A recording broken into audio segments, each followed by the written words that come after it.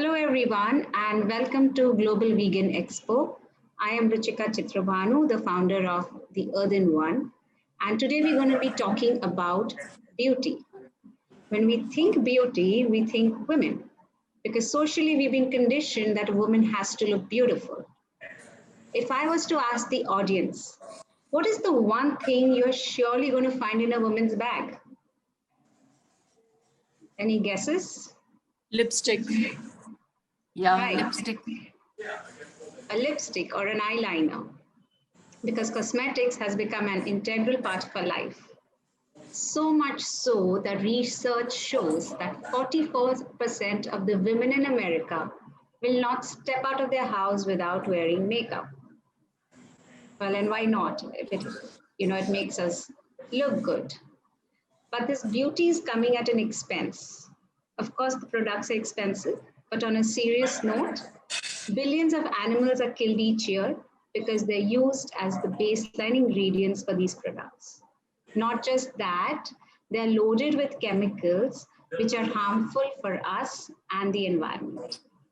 Today, we have with us four very interesting, successful, bold, and beautiful women who have founded their own brands which are sustainable and cruelty free. We have with us Molly from Iba. She's the co-founder of Iba Cosmetics, which is India's first halal certified and PETA certified brand of cosmetics and personal care. We have Deepa, the founder of Amira Naturals, a plant-based skin and hair care brand. Fakra, co-founder of Mitti Se. Their goal is to stop damage done by chemicals, and they have a fabulous range of sustainable daily use personal care products. And we have a very young student, Nosheen from Qatar, who's the founder of plant-based brands called Raw Essentials. A warm welcome to all of you, and thank you so much for being here. Thank you for having us. Having us. Yeah. So, tell me, as a consumer and as a layperson, when I go to buy my cosmetics, my purchase is influenced either by the brand, the popularity, or maybe a celebrity, priced to a certain extent, and of course, how the product feels. Rarely am I going to flip over the box and see that long list of ingredients that goes there. Not that I will understand it either. But if you had to tell me when I do my next purchase, what are the two chemicals that I should be wary of which go in these products? And what are the animal ingredients which these products have? So when I think of two chemicals that are most commonly used in personal care products and cosmetics, I think one of them is parabens, which is a preservative. They are a group of preservatives, which over the years have been found to have cancer-causing side effects.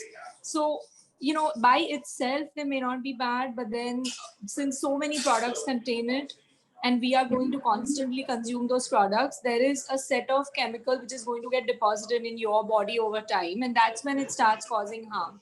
So it's been known to cause breast cancer in women. So that's definitely an ingredient which, Really? since it's so common in almost all the known brands, it's something to definitely see, and it's very apparent on the ingredient list. Mm-hmm. I think the other ingredient would be ingredients like sulfates in wash off products, whether it be face washes or shampoos and so on. Sulfates are chemicals which are artificially derived, and while they give a very good lather, they are known to have a very drying effect on the skin. So now with the latest technologies in the world of cosmetics, there are a lot of good alternatives available to sulfates, which are plant-based, and they can be easily incorporated into your products, and they even give good results. So opting for something like that would make more sense. So these are the two most commonly found chemicals in products which have good alternatives, and hence I guess brands are either working towards it or they should be working towards replacing these ingredients. Okay, so parabens and sulfates according to you. Back Fakrat, Yes. yeah, so why don't you tell us? Yeah. So what just Molly explained, I think these are the topmost chemicals which are used in almost all of the products that we use on a regular basis, whether it is cosmetics or personal care or even home care. Other than that, one big chemical which is used on a large scale is phthalates, which is basically a solvent, which is used as a solvent or a dissolving agent to mix other ingredients, and it is again used heavily in soaps, shampoos, anything that is to be cleaning material, or even lotions, moisturizers, deos. At a big level it is used, and that is also causes, basically the major problem that it causes among humans is it causes hormonal imbalance. Oh, okay. Yeah, and many things like overall hormonal imbalance in many levels. Right. In women, even in men, so it is, people Oh, don't realize it, but we use it at such a high level and we can't really connect, like I use this and right. this happened. So, Yes. but the big surge in hormonal imbalances in even younger people, and of course in older women and men, can be hugely caused because of the use of phthalates. My God, and who could say that just using these products Yeah, externally exactly. could cause hormonal imbalance or can be cancer causing, right? I mean, a common Exactly. person is not going to know that at all. Yeah, So, and yeah. what are the animal ingredients, excuse me, going in these products? There are again like a huge number of animal ingredients. I mean, I think almost all of them may contain, unless they are like vegan. So the animal ingredients that mostly are used are, fat, animal fat, uh, even the powder of bones and hooves, the secretion of many animals, the oil that is secreted on the skin, even the urine uh, to get the uric acid. So yeah, all these are again, even for coloring, they use crushed insects and what do you call, beetles, to give color to lipsticks and to some whatever cosmetics have that color. So yeah, I think these are like used on large amount in various ones, like whether it is a shampoo or a lotion or moisturizers or um, lipsticks, a lot of foundations. Yeah. Deepa, you live in Dehradun, amongst the mountains. Your products are natural, maybe ingredients coming from the valleys. Can you tell us what is the USP of your products? You see, I have been working as an naturopath for 23 years now. I can see that my healing experience is embedded in my skincare products, because it all started when I started making customized blends for my clients and for my patients. And gradually there was a kind of transformation. Probably that is the USP. And we try to source all our ingredients from Uttarakhand. And Okay. all of you know that Uttarakhand has got abundance of aromatic plants, herbs, Yeah. forest produce, and we have center of aromatic plants here in Dehradun itself. So we're trying to procure as many ingredients as possible from Uttarakhand itself.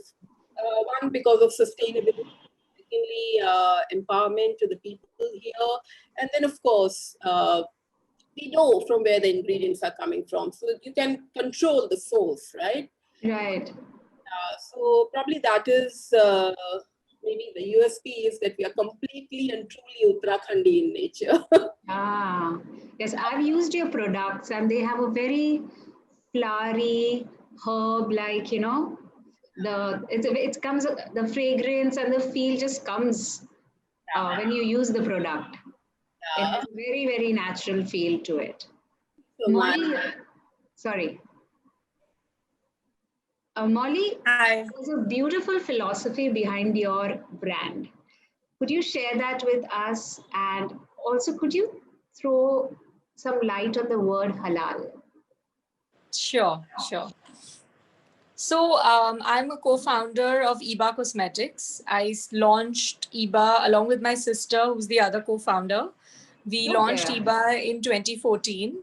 And the uniqueness of Iba is that it's the only brand in India which is end-to-end halal certified, as well as PETA certified, vegan and cruelty free. So what is halal? Actually, I think most of us know about the word halal in the context of food, and many times only in the context of maybe meat. And Right. what actually halal means is not just anything to do with slaughter or meat or any of those interpretations. Halal is a very simple Arabic word which means something which is pure and something which is permitted for use. So I think we all know the word which is the opposite of halal, which is haram, right? And we all use the word haram very comfortably. We Yeah. say that, okay, if something is not good, something's not to be done, then that's haram, right? So the Right. opposite of haram is halal, which means that something which is allowed. It comes from the Ah. philosophy of Islam. And basically, the reason for the relevance of halal is everything which is considered sort of kosher, right? When we use the Right. word kosher, we know it's pure. So halal is the same thing applied to a different philosophy, which means that everything that you use should be safe and should be pure and should not be giving you any kind of harmful side effects. So even in Wow. the context of meat, it has to do with removing all the blood from the meat before you consume it, because so that it will not have the impurity when you consume it. It has a very broad context. It's actually a philosophy of life. So it drives everything from consumption of food to consumption of products like lifestyle products. It goes with your lifestyle itself. So when you live a halal lifestyle, it also means that you are an honest person. You do not resort to any kind of dishonest means of doing your business. Even things like taking interest from somebody on a business is not Right. considered halal. Yes. You should wear modest clothing, things like that. So halal is a philosophy of life and it applies to everything. How it applies to cosmetics is there are a lot of ingredients in cosmetics which we have discussed so far which aren't considered halal. So for example, everything that comes from pig fat is not considered halal. Pork in general is not considered to be a halal source because it's an animal which is consuming always things which are not pure, right? It consumes Right. impure things, and hence everything that comes from it is not considered halal. Anything from dead animals, things like crushed beetles, all these things are not halal. Feathers, Oh. even alcohol. So alcohol is something which is harmful to the body, and hence consumption of alcohol as a drink or even in products is not permitted. So even things like Interesting. yeah, even things like application of products onto yourself.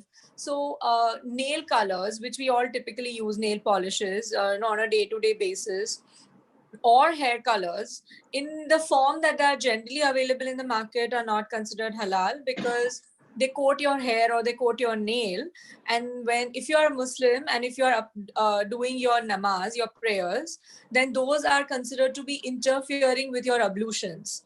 So if water doesn't touch the nail or the hair, then your prayer isn't valid. So generally water permeable products or products that do not coat your hair, Right. henna, like everybody applies henna. I mean, even Right. henna is a color, right? But henna is not causing a coating. Henna is permeating your hair and it's water permeable. So it's considered okay to apply it. So there are many aspects to halal when it goes into cosmetics. And since we are a halal certified brand, our products do not contain any such ingredients. Plus, we are PETA certified, vegan and cruelty free. So we actually do not use any animal derived ingredient at all in our product. Along with it, we also don't use alcohol. We also don't use such water blocking Wow. kind of ingredients. We also do not use harsh chemicals like sulfates and parabens and so on. Wow, that was so interesting. Halal otherwise is just associated with Yes, slaughter and with right, meat. I correct. never heard this side of halal. I never got to know that halal means to use something that's pure, totally pure. Right. Thank you for sharing that. It's a really beautiful philosophy. You're So, welcome. and I'm sure that's like a real insight for our audience as well. So if you have to use things which are water permeable, that means obviously all, and of course you can't use animal anyways, but all animal fats are out then, right? I mean, Correct. none of the Correct. cosmetics should be having any animal fat in Right. it. Right. So are there any other halal certified, cosmetics available in the world? Or because I've never heard of any. Yours was the only brand I heard was halal certified. So in India, we are the only brand. There Mhm. are a handful of brands available globally, especially in Southeast Asia. So Malaysia, Indonesia, some of these places do have fairly decent sized halal cosmetics brand, and now they are becoming quite popular elsewhere in the world as well, like the Middle East, even in Europe and Right. USA. So Okay. yes, there are halal certified brands available elsewhere, but there were none in India, which was very surprising because we have 14% of our population, one of the world's largest Muslim population, who would want such products. And when we did the research, we found that they do want these products and they do face challenges on a regular basis when such products are not available, right? So they're Right. constantly questioning. And just because a product is natural, it's not necessarily meaning it's halal, because anything as simple as glycerin, which could be in your product, can also be animal derived. So where is the Yes. assurance? Even natural products can contain alcohol. Right. Right. So that's the Or reason to. beeswax. Correct. Correct. So that was the reason to go for the dual certification of halal certified as well as vegan and cruelty free. Wow, that's wonderful. So is Noshin here? Yes, I'm Noshin? here. Yeah. Okay. So, I mean, and are your products also halal certified, or So are they actually, halal products? so we are a home-based business. We just started like about 2 years ago. So we aren't Okay. certified just yet. We're just home-based. So that's how it goes. But So are you there's no still following the certification just similar yet, but in philosophy? the future. Yes, I'm sorry. absolutely. The products are definitely all vegan, halal, and for the most bit raw as well. There is no processing in here. Ah, No heat okay, involved. It's pretty raw. Yeah. okay, okay. And no Fakra, alcohol, nothing that. Yes, Ruchika. Noshin, I think. So your brand is called Mitti Se. Yeah. The brand gives such a earthy and a nurturing feel. Tell us what kind of essential ingredients are you using? So we are using mostly plant-based, like herbs, flower petals, fruit peels, and nuts. And apart from that, we also use like clay, Mhm. muds, different kind of salts, oils. So these are broadly the ingredients that we use. And Okay. so definitely no animal derived ingredients are used, Hmm. and we don't put any chemical at all. Even preservatives which are permitted, we don't put that.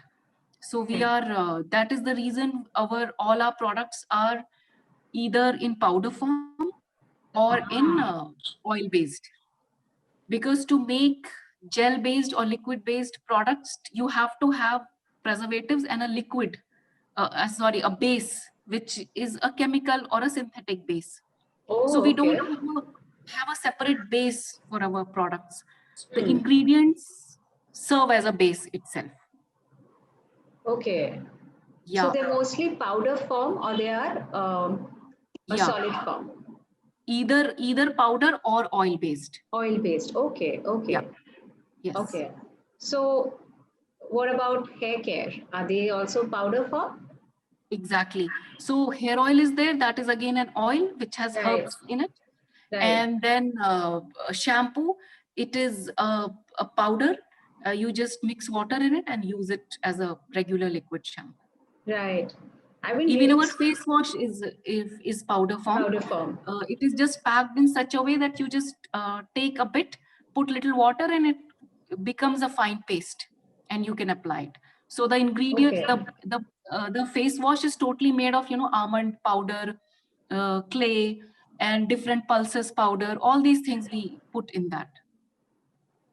So we Okay. don't put a chemical base, which is like that liquid, that, you know, translucent thing Right. that you usually get in a Right. face wash. We don't use that as that at all. Yeah, I think the concept of dry powders, shampoo bars, it's all coming back Yes. because Yeah. one is, there is artificial, ingredients going in for and preservatives going in, and two is the plastic. So True. I think all these olden concepts, right? These are all old concepts. I remember mom telling me that they use bars for shampoos and they didn't have, these shampoo bottles when they were growing up. So all these old concepts are coming back, and your brand is, called very rightly Mitti Se. Like it's all coming from the earth. Yes. So we also try a lot to keep them minimally processed. You know, we don't want to extract things from a ingredient. We keep it as much as possible whole.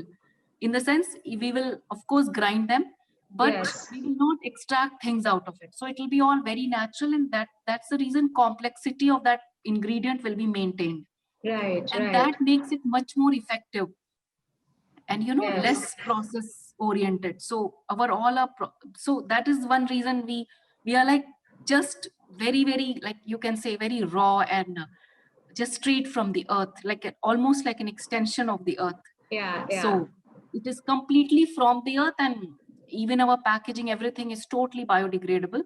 So, or at least, you know, non-plastic. So we pack in glass or leaves or papers. So we are trying to, you know, as sustainable as possible. We are trying to, uh, you know, be Yeah. up to our name. Yeah. Yeah. It's So that we don't harm incredible. anything. Incredible.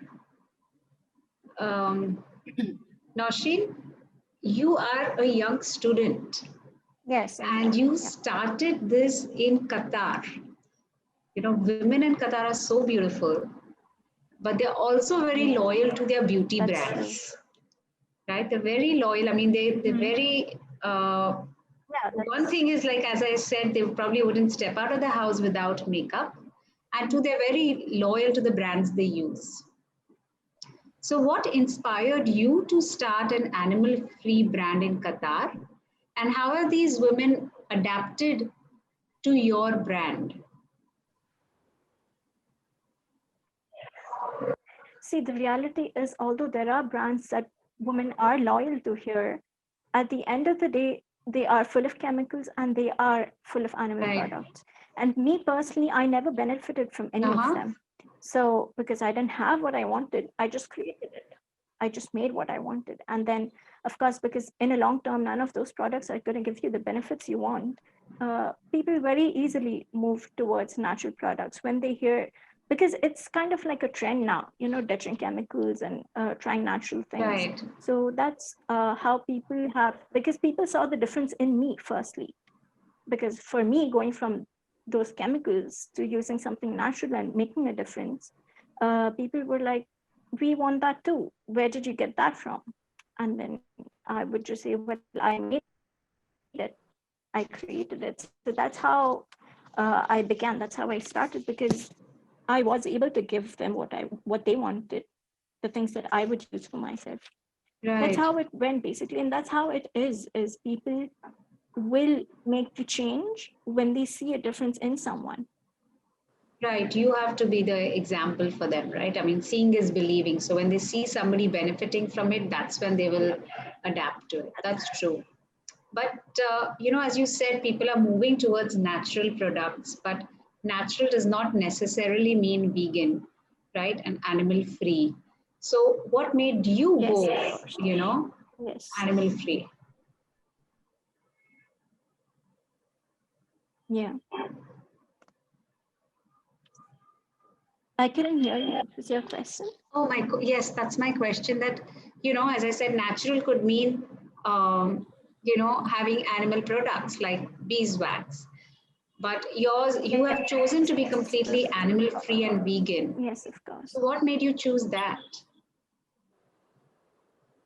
Yes.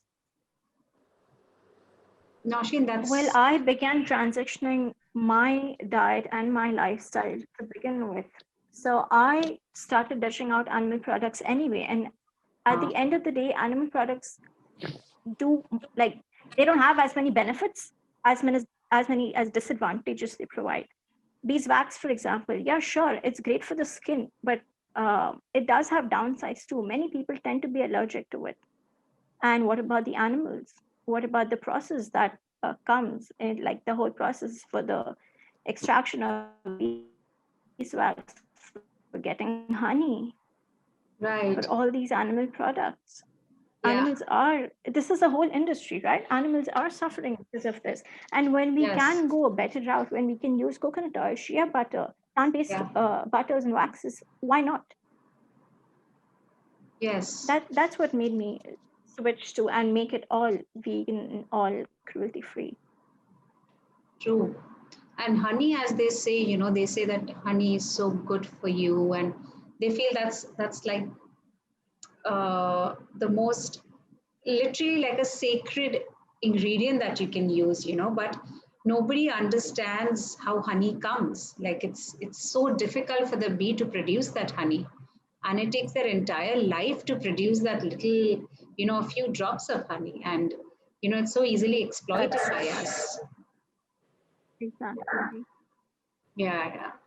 So, in this lockdown, Yeah. people have, you know, taken on to online shopping.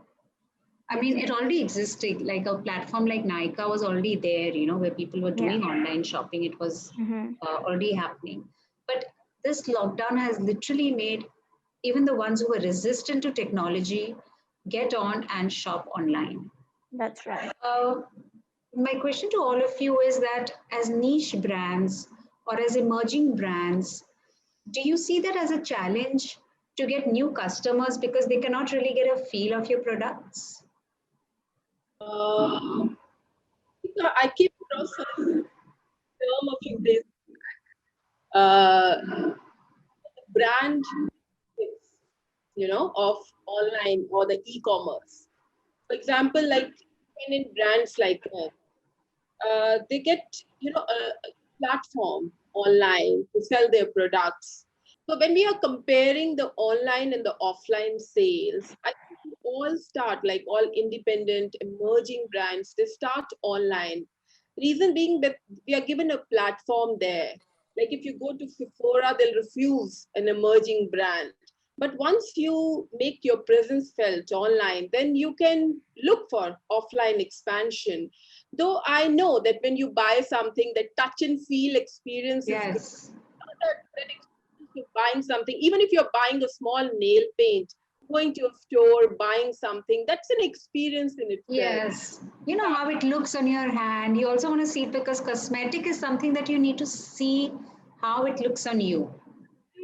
And then you have assisted sales. There will be a sales girl who will help you in, choosing a product. Yeah, Of course, these things are missing online, but I feel that online sales, you know, they're more comfortable. Then you have so many reviews there. You can choose a product, like from 100 products, you can choose something based on the reviews of the people, which is not there when you go for like a offline store. right.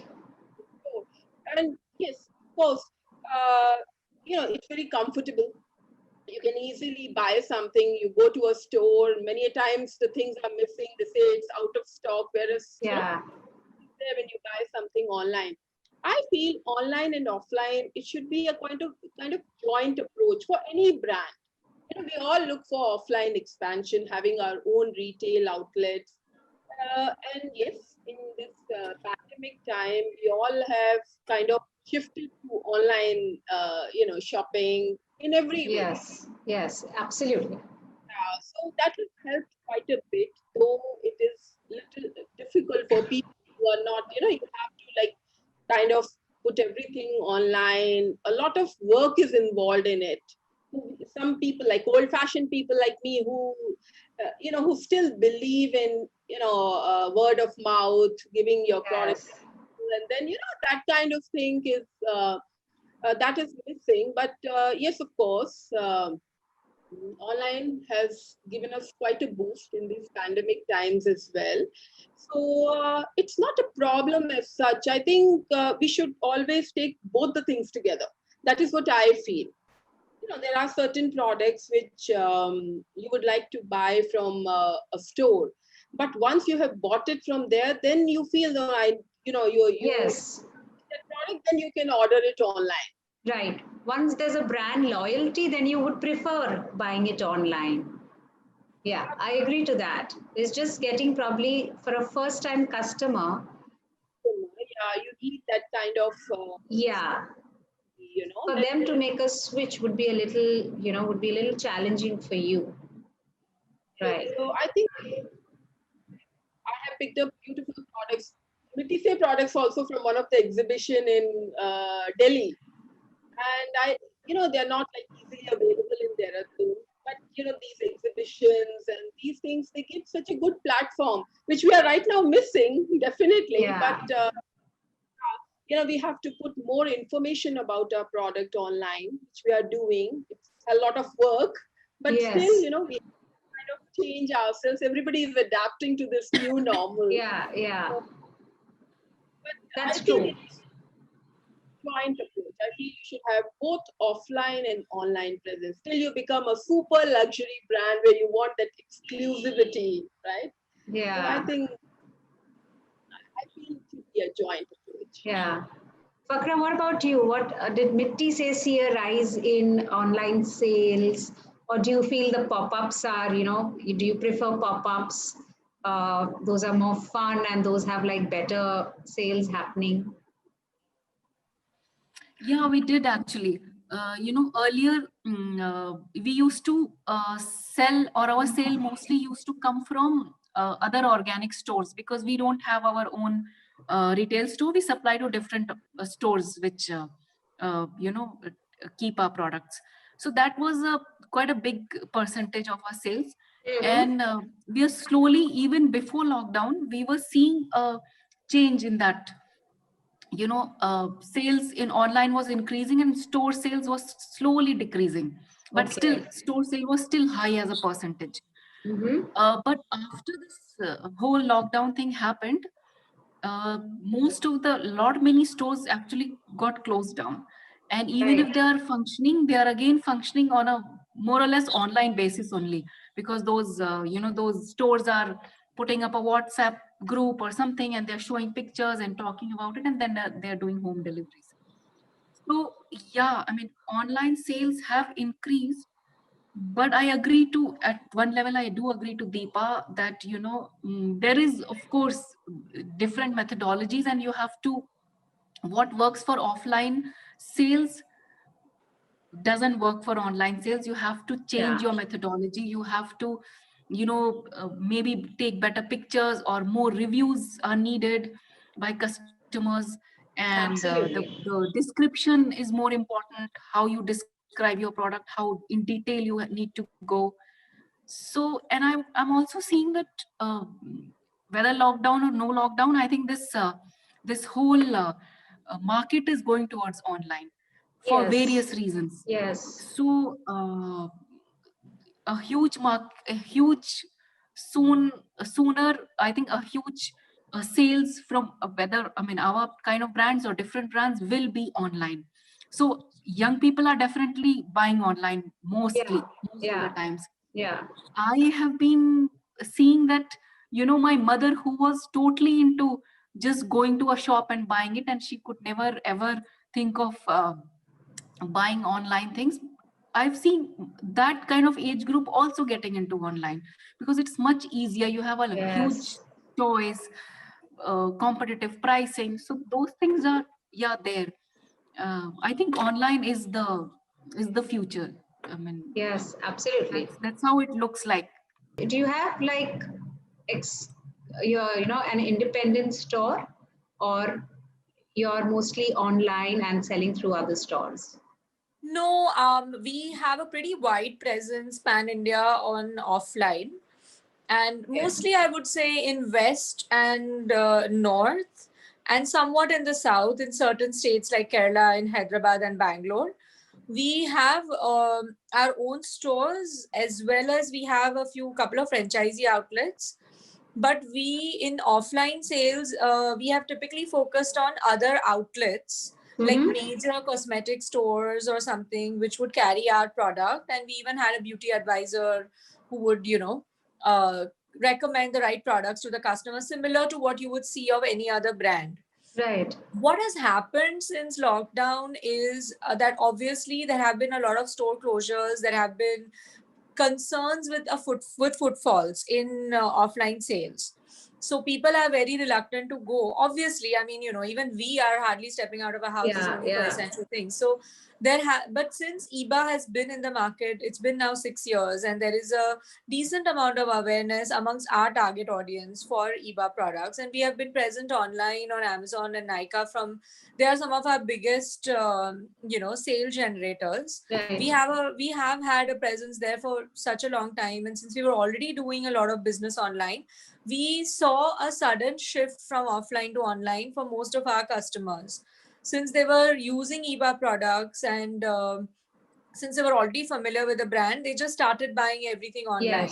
Yes. And we also sell a lot from our own website. So I would say that it was almost like a pivot, which, whether we drove it or the consumers drove it, it was both Just ways. happened. Right, and that's the reality, right? So earlier we have a lot of social media presence. So when we had customers coming and talking to us on Facebook or Instagram, we would they would sometimes, earlier they were more customers were asking like, okay, where do I get your product in Bombay, or where will I find it in Kolkata? And now we don't see many people asking such questions. They are more about, okay, so can I get it from EBA website, or can I get it on Amazon, right? Yeah, So yeah. the whole conversation has changed, and obviously online sales are also more cost effective in that sense, Right. because you have more control over it.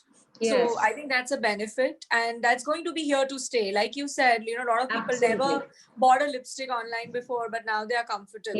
Yeah. And also I think technology, right? So how do you recommend people what shade of lipstick will suit them on an online forum is very different than doing it offline and physical presence. Yeah. So we do a lot of swatches. We share a lot of real photography images on different skin tones.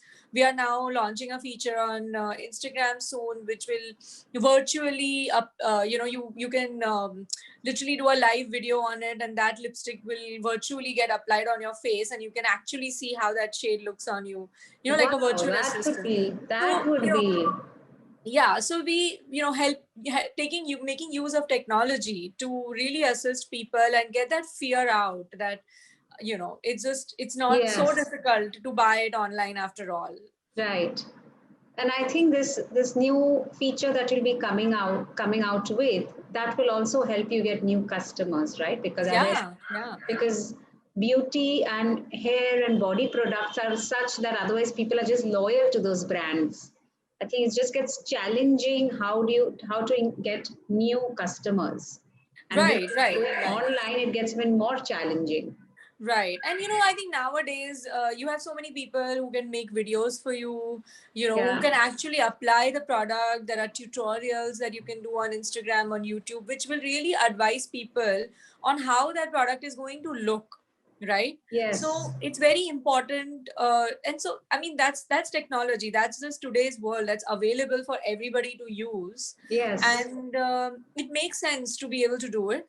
I think offline sales are here to stay, but with COVID, I think it's going to take a while for it to recover. So it makes sense to be to do the best that you can by going as much online as possible. Yes. And I'm sure online will continue, because the generation is not going to that, right? Absolutely. I mean, it's so much more easier to just go Right. online and pick it, and it's here like in no time, in a day or two. Exactly. So in fact, the beauty industry is also number one when it comes to influencer marketing, right? Like you rightly said that you'll have people applying and showing it, and influencers are big, right? Social media is playing a huge role in influencing these youngsters, right? Could you suggest a few influencers who use vegan products and who our youngsters should be following? So I believe there are quite a few people who we see, because we are PETA certified. Right. There are quite a few people, famous celebrities who PETA ties up with over the years, not only in India but globally, for Right. their campaigns to inform people and to make them aware of not using animal-based products, whether it be leather bags or Yes. leather accessories or furs or beauty products. Even even brands which are bigger, like for example Body Shop, which also believes in more environmentally friendly products, would use celebrities like Dia Mirza. I think PETA had run a very good campaign with Sonam Kapoor. Yes. They have done work with Aishwarya Rai before.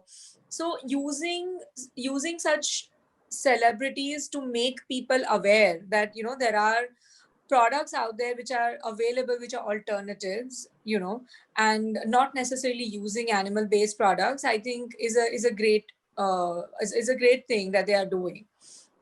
So yeah, I think I generally look at PETA and what they are doing for the campaigns, because they have the ability, being a big organization, to Right. really spread the awareness. Yes. Yeah. Yes. Now, Sheen, would you know of any influencers who are on social media who the youngsters should follow for vegan cosmetics? Yeah, I actually have a very different, probably an odd philosophy, an odd mindset behind this. The way I believe is every single person on social media is an influencer. It doesn't matter what. You have a platform, you spread the message. You have a Right. platform, you find a good product, you talk about it. You don't have to wait for a celebrity who is paid a big amount to do it. Okay. Now, talking about influencer, I feel, when a celebrity endorses your product, you get a few more followers, but how much turns into sale, that's a big question. So I feel, when my friends, when people, normal people, ordinary people Yeah.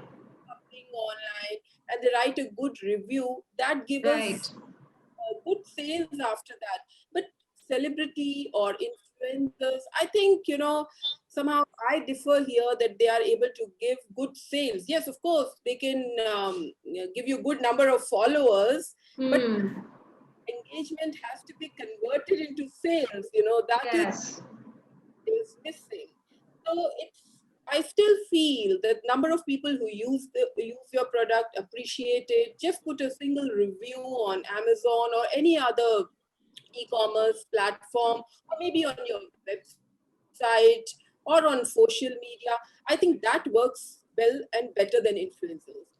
Sure. I think sure, for common people, yes, it's when they can relate with somebody, it's adapted. But what I meant was that when an influencer promotes a vegan product, it also one, yes, generates sales, but also promotes the awareness, because everything said and done, we are just so brainwashed with marketing and that whole concept to look beautiful that I don't know what percent of people really know what goes into their cosmetics, from animal point of view and from chemical point of view. Very simple, Ruchika. Like, just go through your ingredient list. There are very simple ingredients people usually find in conditioner creams, for example, lanolin. That's so common in most of the skincare products that you buy, or maybe keratin. Everybody keratin treatment. Keratin is extracted from the hoofs and the horns. We are trying to give a vegetarian keratin to people. I'm working on that formula right now. But Wonderful. so I think people have to be made aware because these they can be easily substituted. Yeah, I can understand their Absolutely. like, for example, parabens have been there for a very long period of time. And they're cheap preservatives. But then when we substitute it with some natural preservatives, the cost goes high. But you can easily do away with animal ingredients. I don't know why people, they still go after collagen, snail, and a lot of, Yes. coming from Korean beauty or Japanese beauty, they have got a lot of animal ingredients in them. I have got inspired by the German beauty, which is like kind of plant-based. You know, they use a lot of plant extracts and oils and herbs. So I think it's very easy to do away with that. Yes, absolutely. So I think that is very important that people should be made aware. Like I usually conduct a lot of workshops and tell people in a very layman's language, because when you go through the ingredients, you tend to get confused because most names are, Yes. no, they are so. We don't even know what they mean, right? Like, as I said, like I'll rarely flip over a box, read the ingredients, and most of them I won't even know what it is and where it comes from. Absolutely. What I feel in last 2-3 years, like from the time I have turned vegan, I feel that collective consciousness is increasing. When you talk about lifestyle, beauty, you know, there are no boundaries now. So when you Yes. wellness, people are going for plants and oils and nut butters and seeds and everything. So similarly, they are understanding that what like plant oils and butters can do in a skin care product as well. You know, they can be more nourishing, they can be more gentle, Yes. more healing for you. So I think as these boundaries will fade, more Right. people will start turning towards vegan cosmetics. And Yes. I think that day is not far away when we will see all the skincare companies turning vegan. Yes, you know, you're so right on that, because I remember reading somewhere where it said that all these products, whether it's personal care or beauty care, of course, people are very brand loyal.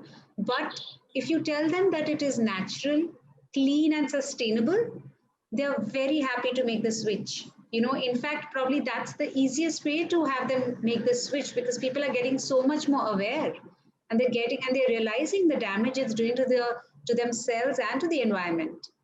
The transition, but you know, the beauty always follows food. So when you know that something, you know, is edible and it's good for your skin, I think more and more people will turn towards vegan skin. Right. Absolutely. Absolutely.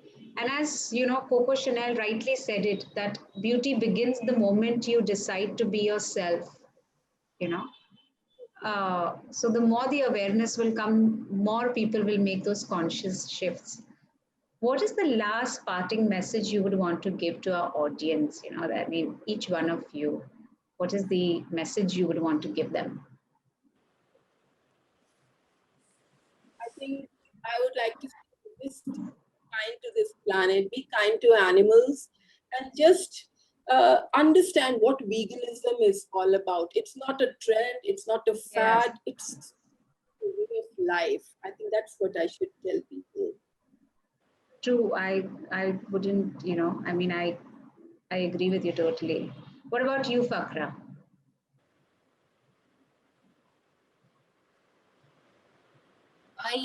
When just a bit like few minutes ago when you were talking about people shifting, why people shift. So I was just, thinking that no one, if you ask anyone, no one intentionally wants to really harm Yes. Earth or harm themselves or Yes. even harm animals for that matter. If you True. really ask them, what deep down do you want to have a product which has harmed so many things and it is going to harm you, they will say no. So the whole, but still we are harming ourselves, we are harming the earth, we are harming Yes. animals. So the reason is ignorance, or not really knowing about, not being aware of that. True.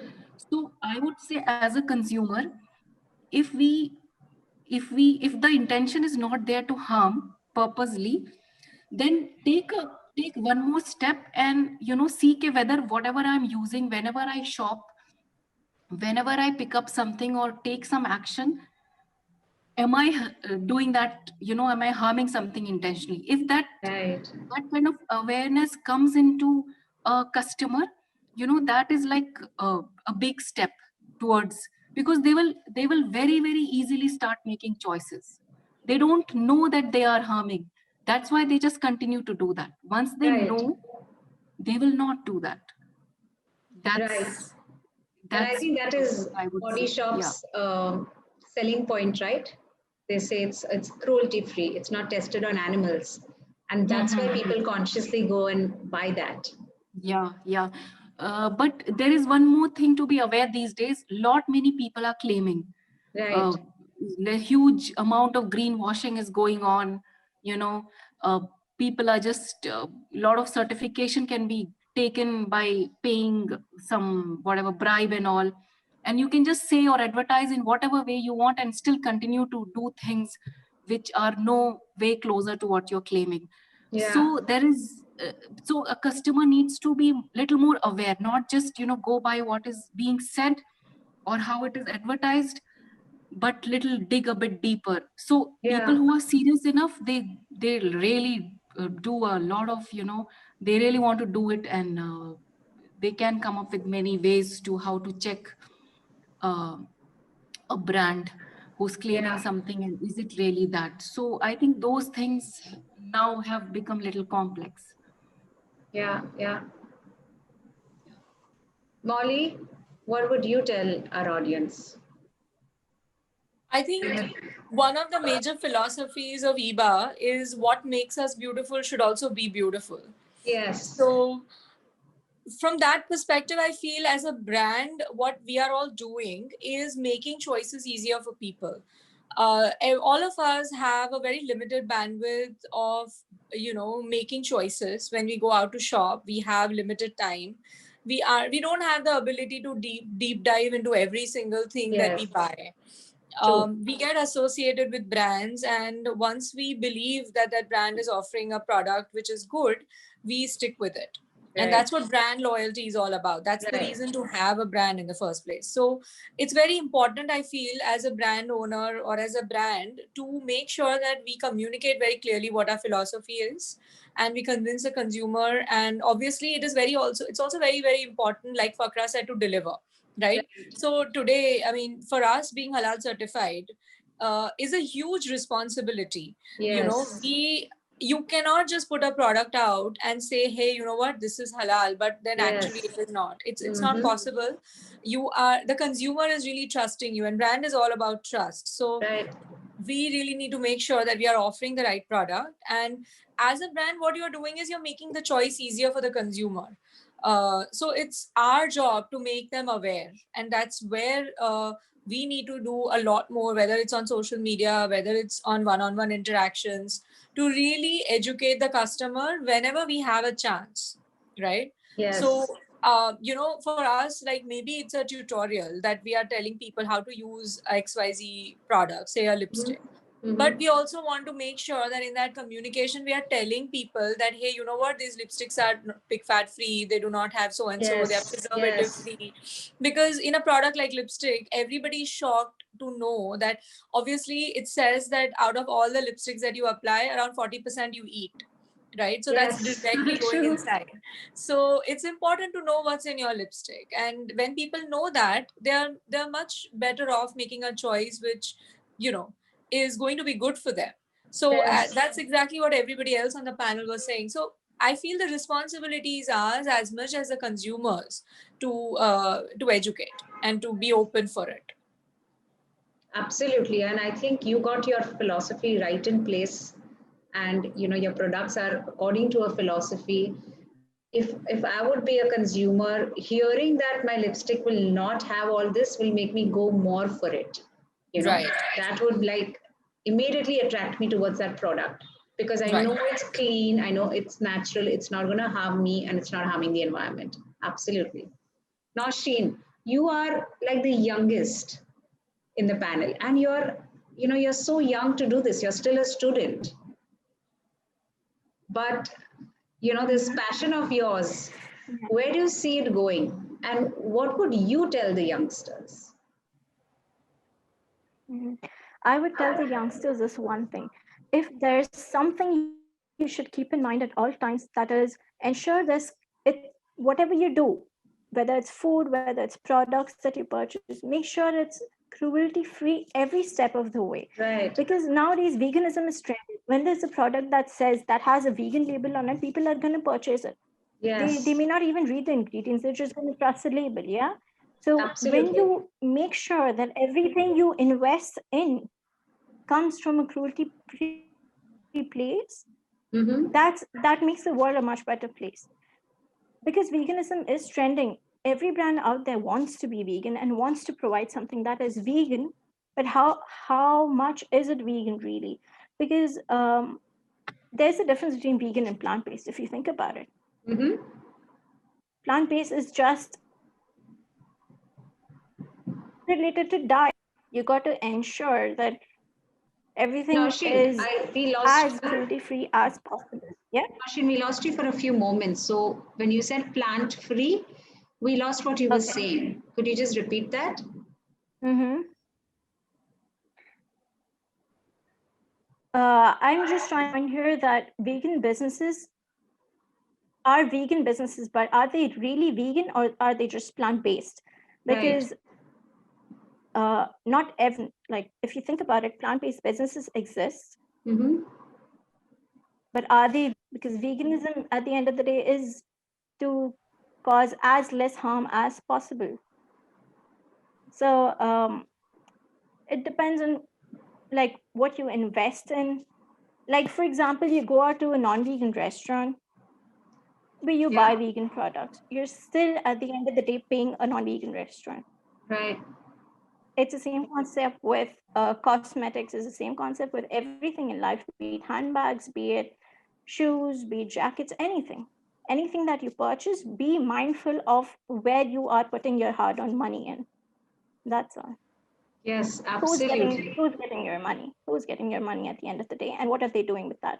Are you Yes. funding a non-vegan business? Are you funding a vegan business? Are you funding just a plant-based but not vegan business? This is something to think about. And Yeah, this is something nobody talks, and it's a very controversial topic because not absolutely. every business owner that runs a vegan business is vegan. True. Yeah.